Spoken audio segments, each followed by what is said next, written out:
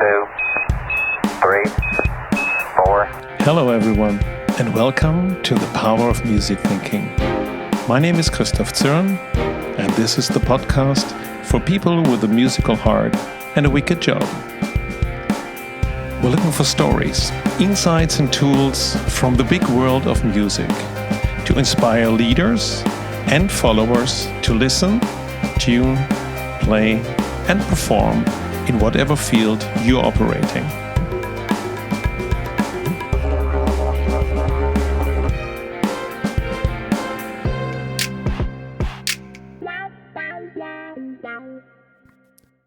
With a dedication to healthcare, my guest today is Rasa Priya. He worked in standard Western medicine as a respiratory therapist in critical care settings for more than 30 years. Now, he has followed his calling into a more holistic approach and works as a sound healer with his wife in Maui, Hawaii. Rasa shares a pivotal moment in the hospital when caring for a cancer patient and the power of human compassion. He describes the concept and advantages of sound healing, especially the vibrations behind the chanting of mantras, which are essential in his teaching of vocal empowerment, like the word Om, that besides the sound also has a healing effect on our facial muscles, creating possibilities of experiences. And Rasa also introduces us to the work of the Japanese water photographer Masaru Emoto, who visualizes different styles of music but also words like hate, love, guilt with his water crystals. And he explains to us how everybody can be a drummer and get involved into right and left brain stimulation to nurture creative thinking and break the moulds of our limitations. Welcome, Rasa. Welcome to the Power of Music Thinking. Oh, thank you. Thank you so much for having me. It's a pleasure having you. And we start right with the first question, my starting ritual. It's All right. like, what was your first sonic experience or album or musical performance that had an impact on you? Well, my very first performance that had an impact on me was actually when I was about 7 years old, and I had started classical guitar lessons. And within a month, my teacher had me perform on stage. They thought I had some kind of gifts or whatever, so they actually had me perform on stage, and that actually really affected me. It was the first time that I had that kind of relationship. Before, I had a lot of issues growing up, and I had a lot of problems. But in that moment, people seemed interested in what I was doing and what I was sharing. So that was the very first time, and that really changed my life. But hang on, you just said after 1 month and you were 7 years old. Wow, come on, that's amazing. Yes, what did you do? I played the song Malagueña, which is a Spanish guitar classical piece. And I put everything that I had. When I was growing up, I had some abuse. So for me, music was a way to really gain a place of peace, a place of self-expression without external interference. So I think I just dove in so heavily that it became a thing, and I was very dedicated and focused, and I just would put all my time there. It just seemed so heart-filling at the time. So wow. So because the question is about impact, so it sounds like it was not only impact on you, but also on the impact on others, on the audience. I think so. I think that it showed what was possible, in that way. Like, if you just put some time and attention in a particular area, anything can be cultivated. Look at this little kid. Look at this little boy. So maybe in that way, it shared that possibility. Wow. How was the rest of the career? So if 1 month is starting like this? Well, it's really quite interesting. I went into playing a lot of different instruments, and growing up, here's the funny thing. When I would listen to songs, I would listen to like Led Zeppelin, all those really hard rock bands, but I could never hear the words. I only heard the music. I could never hear the words. To this day, I don't know any words to any songs. I can't, if I was to do karaoke or whatever, I would fail. I don't know words to songs. For some reason, they don't stay with me in that format. Now, when doing mantras or kirtans, that's completely different. Kirtan is the call and response form of mantra.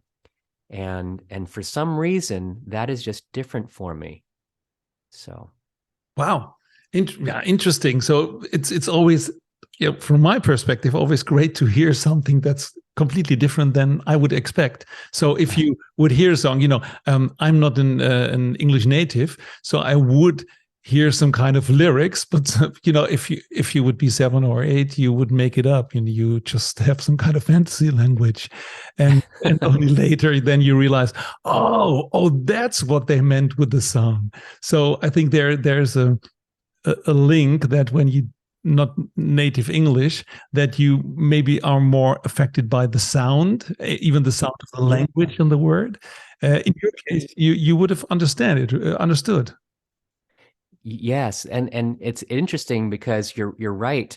Even though I didn't hear the words, I would receive the vibration of the song, and I could tell. Well, I don't. I let me rephrase. For me, it either hit me deeply or did not. So, Led Zeppelin, as an example, their musicianship, it reached me on a soul level. It was different than a lot of the stuff that I was hearing, and for whatever reason, it really communicated with me on a very deep level, and it felt like it was otherworldly.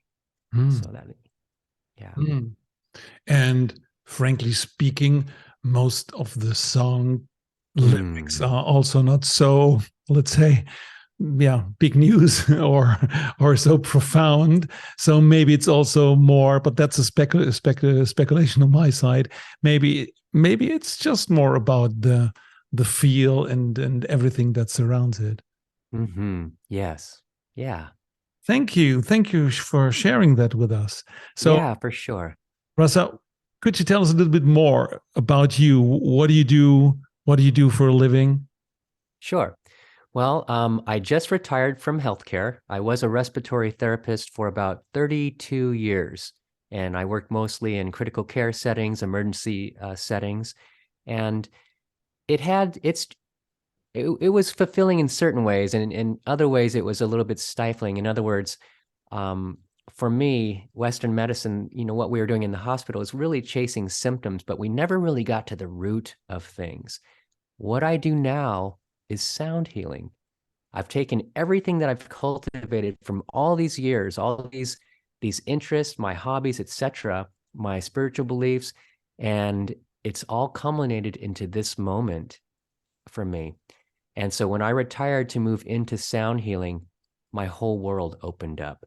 Um, Almost in a magical sense. I mean, it sounds so bizarre because I know, a lot of us want to follow our dreams, follow our hearts. And there's a lot of, for me, there's a lot of fear surrounding that. I was making really good money at the hospital and haven't had my son in Montessori school.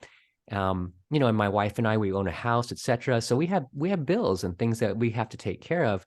And to make that move from going into a steady hospital job into the unknown world of sound healing, of all things, it was scary. But when I can say that, when I did this with my wife and really focused and dedicated, everything just really manifested. We're making more money than we were when we were in the hospital. And I don't do this for money. My main interest is to help others discover themselves, who they already are. A lot of times our conditioning can confuse us. So that's what sound healing for me is all about, is just really being in service and helping those along their way. Wow. I'm thinking about, you work 32 years in healthcare, and Yes. I I would wonder, when were the first signs of, let's say, sound healing, or let's, well, the Mm. other way or the other side, or it feels to me like the other side of health. When did, can you tell us a little bit more about how this works? Sure. Because it sounds like 32 years, and then Jack, and then there's something else. But to take also the link with your, let's say, your first guitar performance has also a lot of sound healing quality to me. No, for sure. Well, this happened. This actually happened about 20 years ago in the hospital. There was a young man, and he was dying of HIV. He had contracted AIDS, and was going through that process, and he was definitely on his way out. I got really close to that family for whatever reason. They were kind of hippie-ish, naturalists, and I just really appreciated who they were as people, and I got close with their family.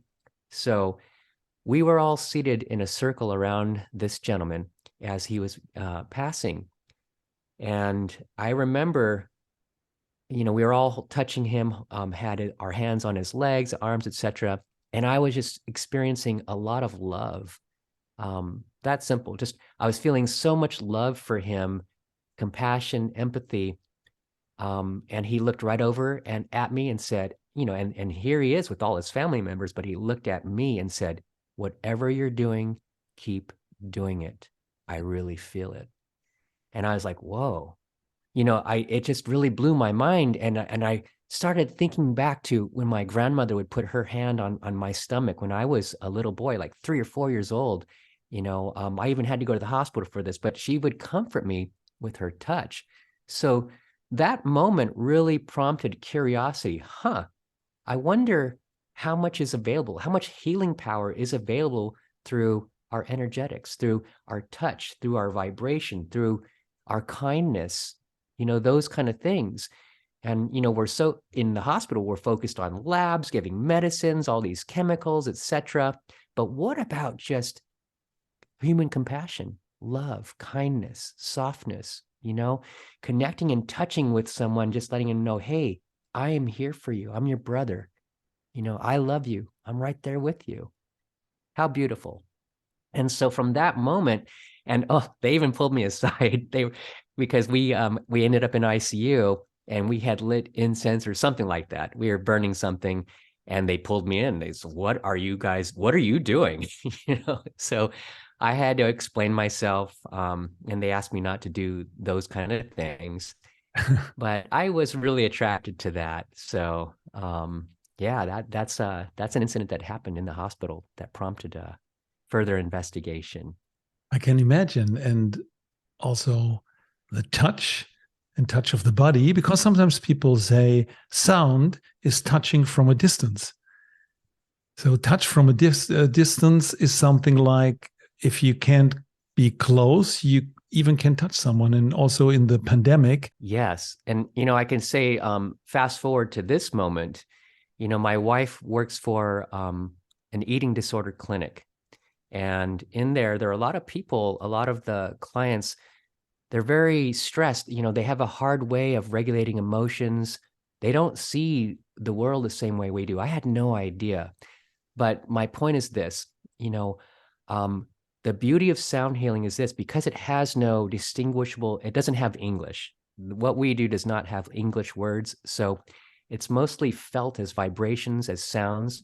And what we're noticing is, it helps the clients get out of the mind, the mental pictures, the mental patterns that they have, and really allows them to receive in a way that just goes right past their mental filters, So that's been extremely effective with that particular population. And yeah, I just wanted to say that it's been extremely effective with that particular population because, in my opinion, they get to bypass those mental filters, all that noise of their conditioning and I can't and self-esteem and all those things, and simply just be and receive.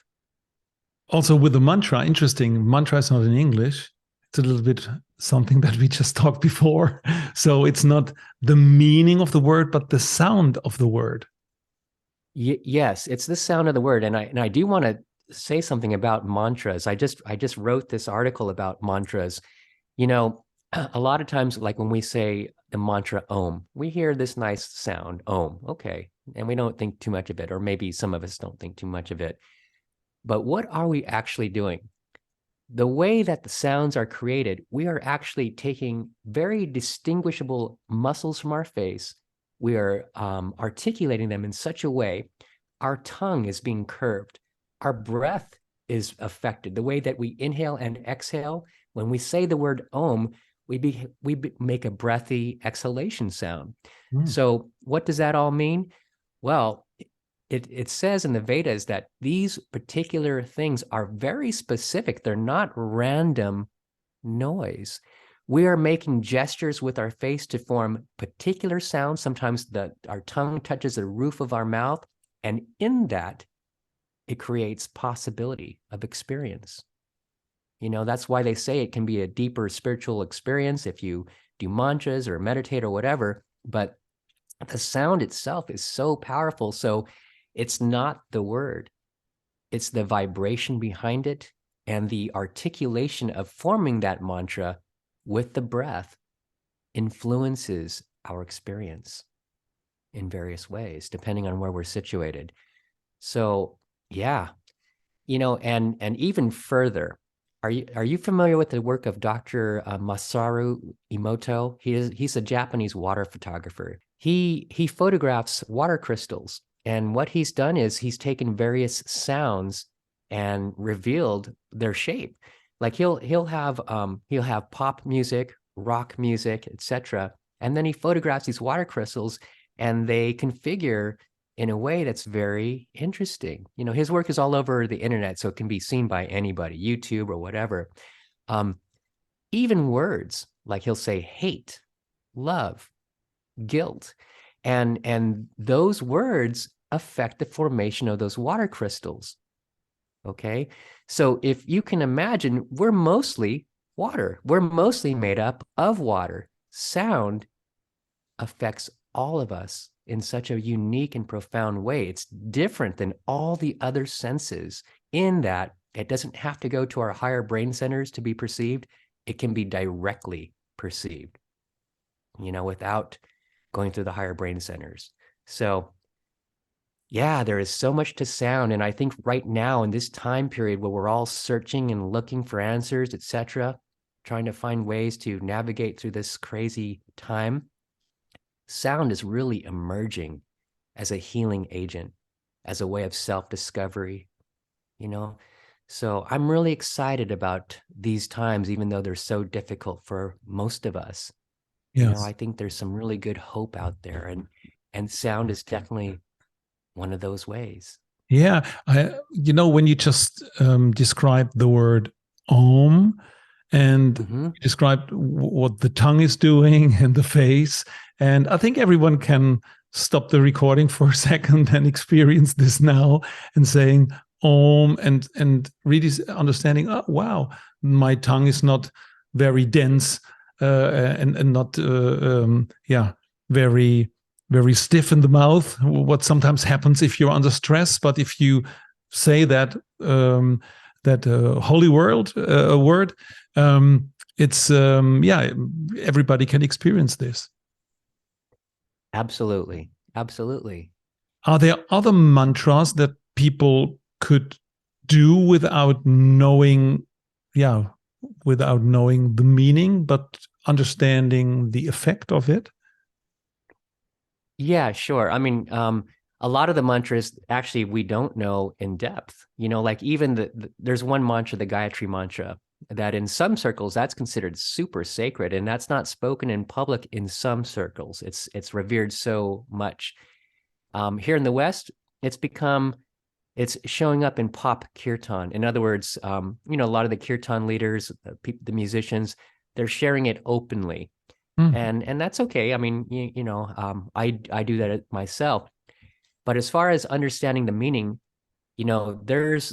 it's like anything else, right? You can talk about any spiritual topic, and there's just layers and layers and layers of information and meaning, almost infinite.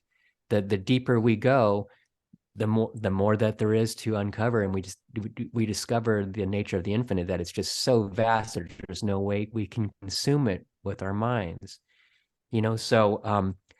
So yes, we do not need to understand the mantra to receive its effect. And while you're on that note, I also wanted to say something about vocal empowerment. It's something that I teach in sound healing.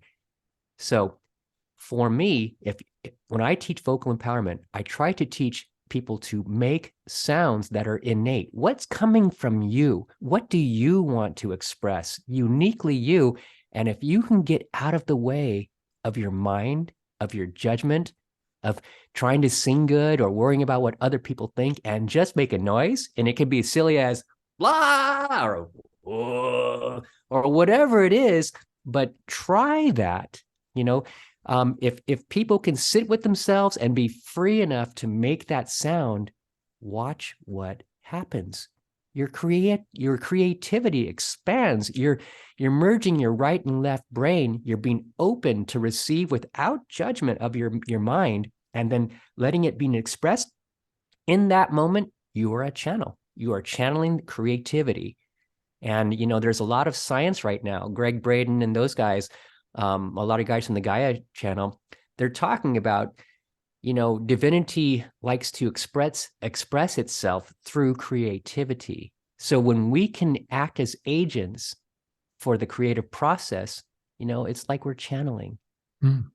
And that's why a lot of times the movies are showing us things before the actual manifestation of a thing. You know, it's giving us ideas and things to think about, deeper subject as well, not just silliness, but there's a lot of silliness out there. Mm. But you know, there are some shows that really prompt us to seek and to go deeper. So I'm really excited about that. I'm so glad you brought that up. And it's just so freeing and liberating to make a sound, make your own sound, because each one of us are so unique. And if we can get out of our ego and be vulnerable, wow, there might be something there for us.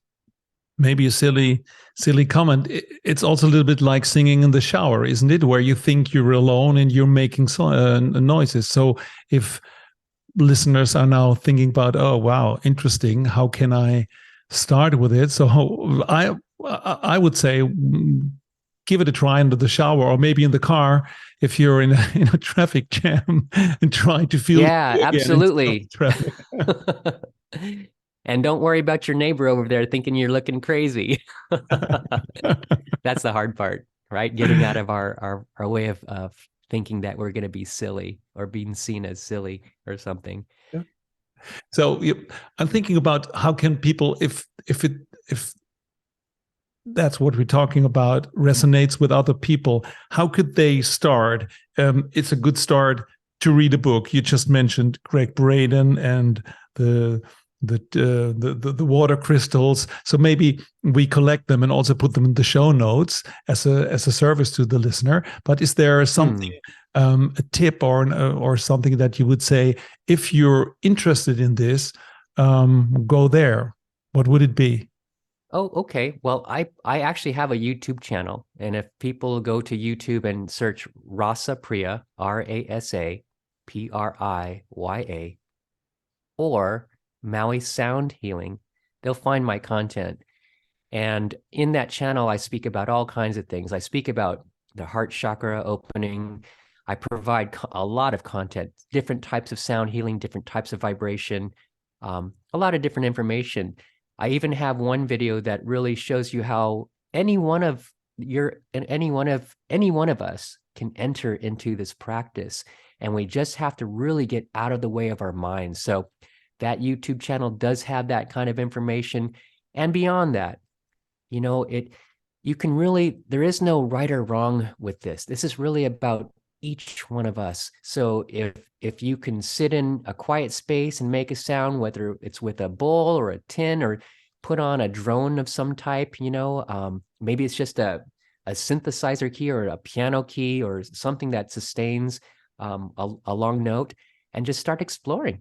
You know, the key is not how beautiful you can make the sound. That is not the focus. The focus is how much you can discover about your own self, and you have to get out of your own judgment in order to do so. You have to be free of your own self ridicule. You know, you just have to get out of the way of that. and then just allow and see who you are and what wants to come through to, through your life, through your being, through your beautiful uniqueness. So yeah, these are exciting times right now. And especially I could say for me in relationship to sound, it's just been a lot of things are just opening up and quite amazing. I have a lot of hope from what I've experienced in these last years.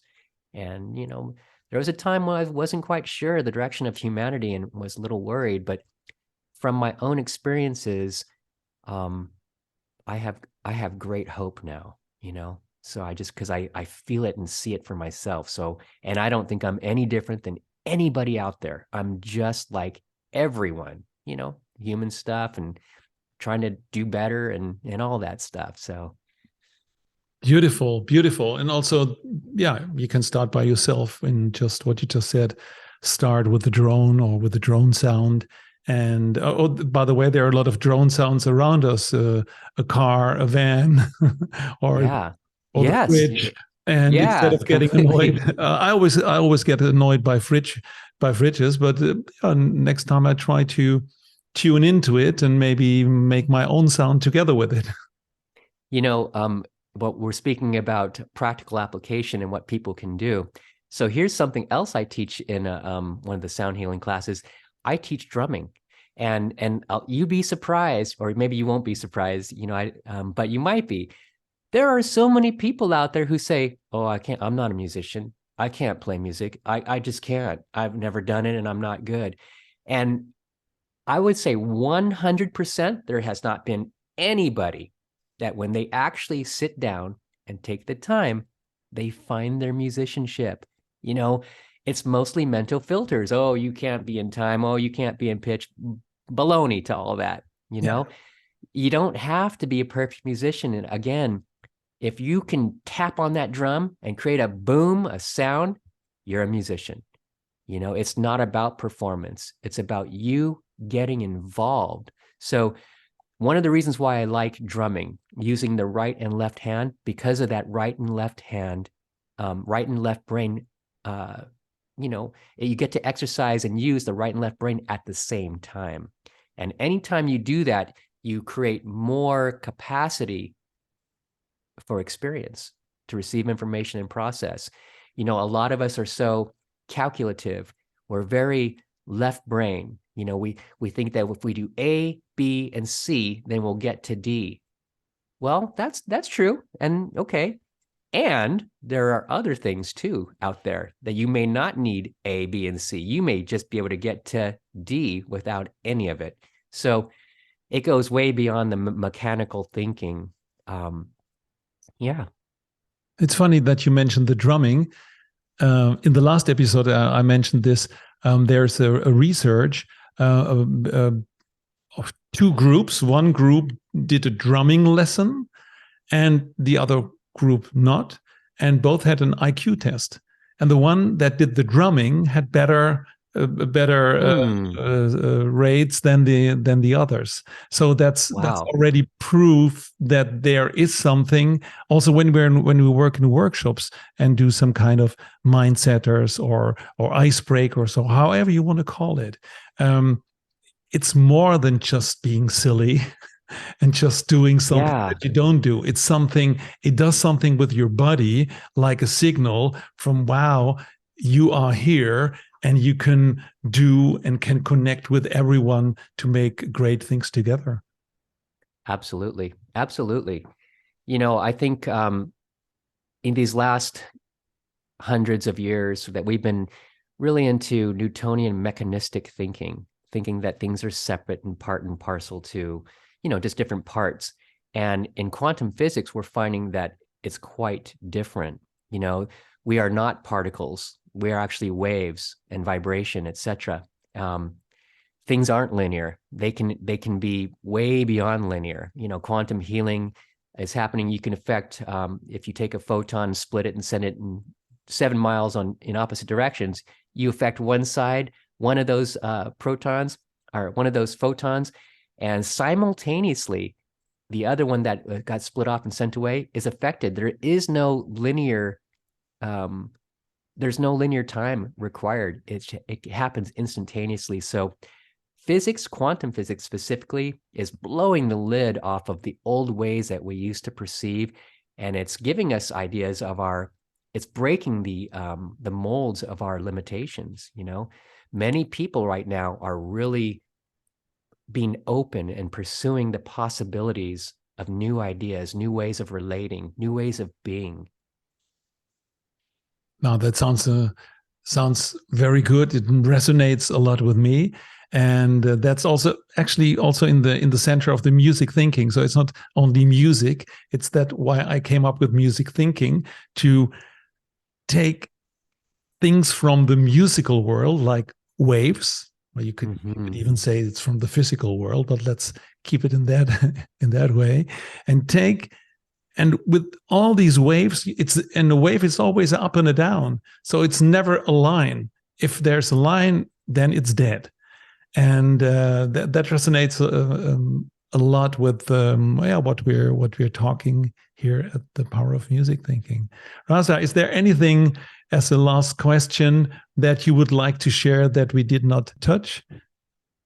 I think I touched on it a little bit, but I just really want to emphasize this, that, each one of us, no matter where we're situated, no matter how hard our life is, no matter how small we think of ourselves, I'm going to say, hey, challenge that. There's so much to who you naturally are. And you don't need to become something or be this and that. But if you just look inside, look who you already are, you're going to be surprised. You're going to fall in love, and it's just going to open up so much possibility. And sound is one of those ways that you can truly access different parts of who you already are and give you the practical, tangible experience and tools to help you grow. So I think that's what I wanted to say, is the power of creativity is super important and available to every single one of us. Don't let your mind tell you otherwise. Thank you. Definitely worth it. Yeah, for sure. Thank you very much. And I like the positivity of it. So if you get on a wave, then you're already moving. Thank you very much for your insights, your positivity, and thank you very much. You're so welcome. Thank you for having me. I really, really appreciate it. I love what you're doing. I love the share. It's just very helpful. So thank you so much for your work. Thank you so much for listening. I really appreciate this, because listening is one of the top leadership skills, and I feel honored about this. It is my mission to find, create, and share inspirations for meaningful collaboration based on music analogies. If you want to support this, please subscribe to the podcast, give us a rating, or write a review on iTunes or Spotify. And more inspirations can be found on musicthinking.com. We have a blog, and you can download the Music Thinking Framework. And finally, I would love to hear your feedback. And if you need help with a business challenge, please reach out to me via email, podcast@musicthinking.com.